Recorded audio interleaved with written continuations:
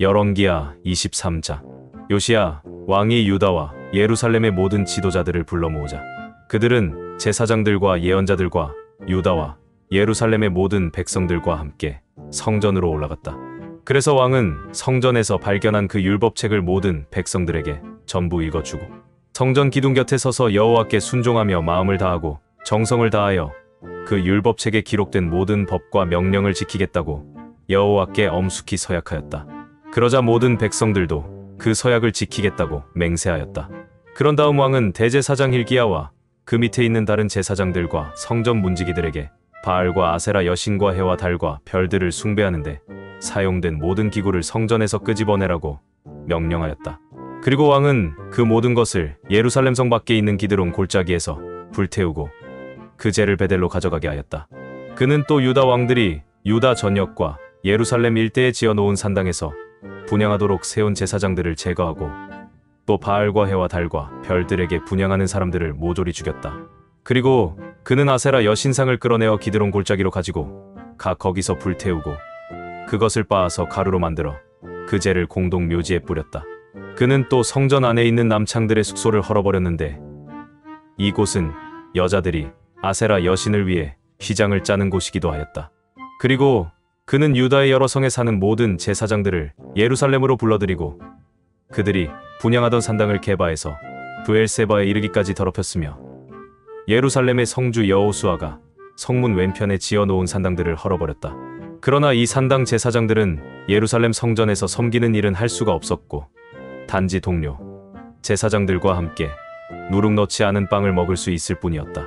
요시야 왕은 또 흰놈 골짜기에 있는 도벳을 더럽혀 아무도 자기 자녀를 불에 태워 몰렉신에게 제물로 바치지 못하게 하였으며 유다 왕들이 태양 숭배를 위해 바친 말들을 제거하고 여기에 사용된 전차들을 불태워버렸는데 이것들은 왕의 신하 나단멜렉의 집에서 그리 멀지 않은 성전 문 곁에 뜰에 있던 것이었다.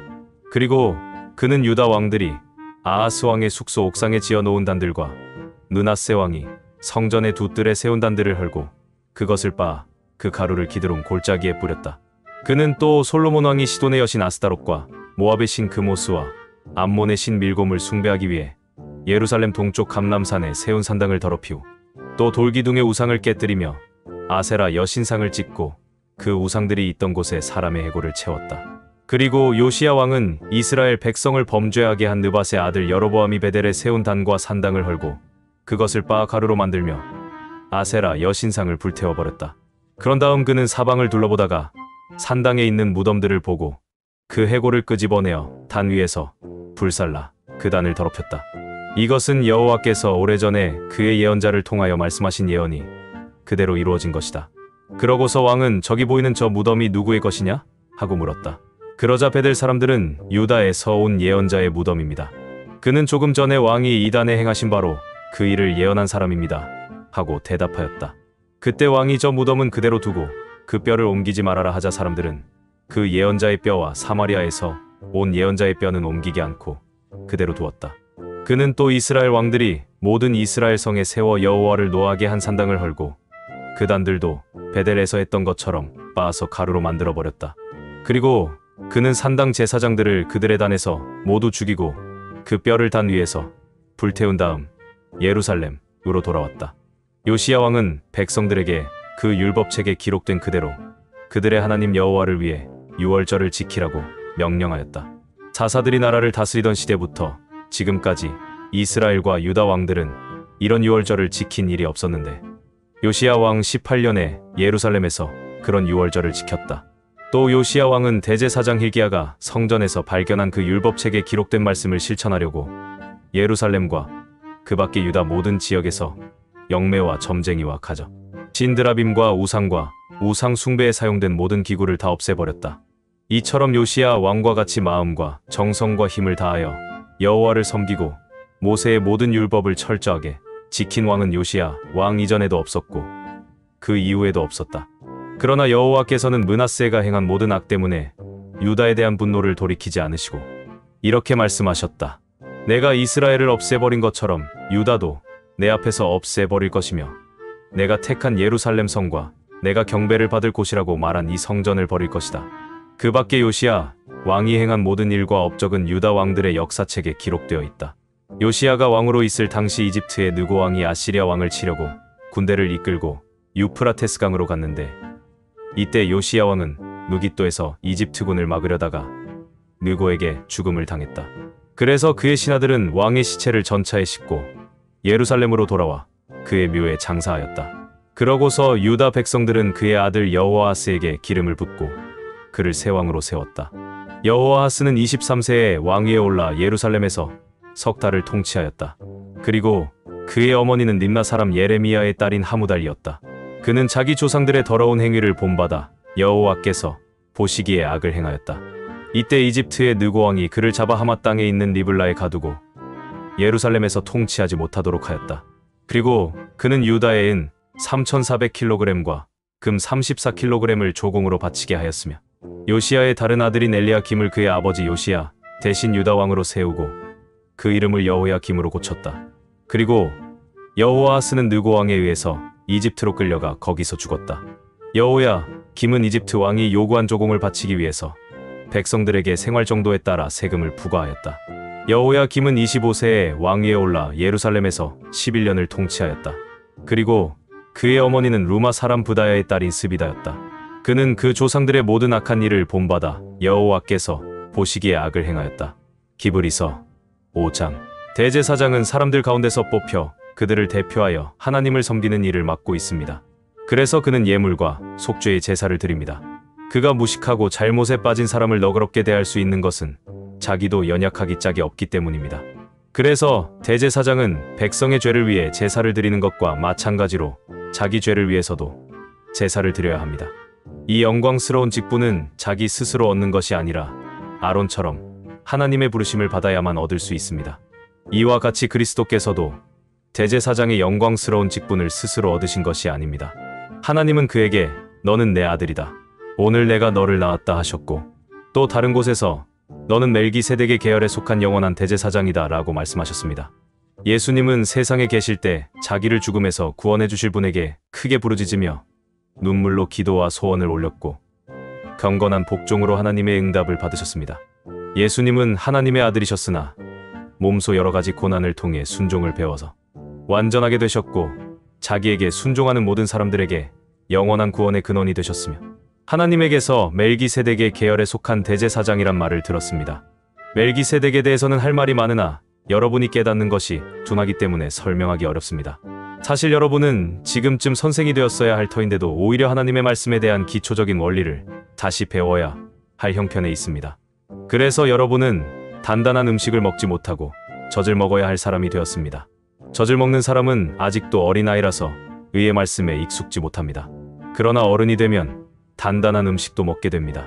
성인은 지각을 사용하여 계속 훈련함으로써 선과 악을 분별합니다. 요엘 2장. 시온에서 나팔을 불고 하나님의 거룩한 산에서 경종을 울려 이 땅에 사는 모든 사람들을 떨게 하라. 여호와의 심판날이 다가오고 있다. 그날은 어둡고 침울한 날이며 캄캄하고 구름 낀 날이다. 새벽에 여명이 온 산을 뒤덮듯이 크고 강한 군대가 이르렀으니 이와 같은 일은 전에도 없었고 앞으로도 없을 것이다. 불이 그들의 앞을 삼키고 불꽃이 그들의 뒤를 태우고 있다. 그들의 앞에 있는 땅은 에덴 동산 같고 그들의 뒤에 있는 땅은 황폐한 사막 같으니 그들을 피할 자가 없을 것이다. 그들은 모양이 말 같아서 기병처럼 달린다. 그들이 산꼭대기에서 뛰는 소리는 전차 소리 같고 마른 풀이 불에 타는 소리 같으며 그들이 전열을 갖춘 큰 군대처럼 늘어섰으니 그들을 본 사람들이 질겁하여 새파랗게 질려버렸다. 그들은 용사처럼 공격하며 무사처럼 성벽을 기어오르고 곧장 앞을 향하여 자기 대열을 벗어나지 않는다. 그들이 서로 부딪히지 않고 각자 자기 위치를 지키며 방어진을 뚫고 나아가나 대열이 끊어지지 않는구나. 그들이 성으로 뛰어들고 성벽 위로 달리며 집 안으로 기어오르고 도둑같이 창으로 들어가니 그들 앞에서 땅이 진동하며 하늘이 떨고 해와 달이 어두워지며 별들이 빛을 잃는다. 여호와께서 그 군대에게 명령을 내리시고 그의 명령을 수행하는 군대는 그 수가 엄청나고 막강하다. 여호와의 날이 무섭고 두려우니 누가 살아남을 수 있겠는가? 여호와께서 너희는 지금이라도 금식하고 울고 애통하며 진심으로 뉘우치고 나에게 돌아오라고 말씀하신다. 그러므로 너희는 옷을 찢을 것이 아니라 너희 마음을 찢고 너희 하나님 여호와에게 돌아오라. 그는 은혜롭고 자비로우시며 좀처럼 화를 내지 않으시고 사랑이 많으셔서 벌하는 것을 마음 아프게 여기는 분이시다. 혹시 너희 하나님 여호와께서 뜻을 돌이키시고 너희를 축복하셔서 너희 하나님께 소제를 드릴 곡식과 전제를 드릴 포도주를 주실는지 누가 알겠는가? 너희는 시온에서 나팔을 불어 특별히 금식일을 정하고 거룩한 모임을 선포하여 백성을 모으고 그 모임을 거룩하게 하라. 장로들을 데려오고 아이들과 젖먹이들을 모으며 신혼부부도 그들의 방에서 나오게 하라. 여호와를 섬기는 제사장들은 성전 현관과 제단 사이에서 울며 이렇게 기도하라. 여호와여, 우리를 불쌍히 여기셔서 주의 백성인 우리가 이방 나라의 멸시와 조롱거리가 되지 않게 하소서. 어째서 이방 나라들에게 너희 하나님이 어디 있느냐? 하고 말하게 하십니까? 그때 여호와께서 자기 땅에 대하여 관심을 보이시고 자기 백성을 불쌍히 여기시며 그들에게 이렇게 대답하실 것이다. 내가 너희에게 곡식과 새 포도주와 기름을 주어 너희를 흡족하게 하고 다시는 너희가 이방 나라의 멸시를 당하지 않게 하겠다. 내가 북쪽 군대를 너희에게서 멀리 추방하여 메마르고 황폐한 땅으로 몰아내겠다. 그 전군은 사해로 들어가고 그 후군은 지중해로 들어갈 것이다. 그래서 악취가 나고 상한 냄새가 올라올 것이다. 이것은 내가 너희를 위해 큰 기적을 행하였기 때문이다. 땅이여, 두려워하지 말고 기뻐하며 즐거워하라. 여호와께서 큰 일을 행하셨다. 들짐승들아, 두려워하지 말아라.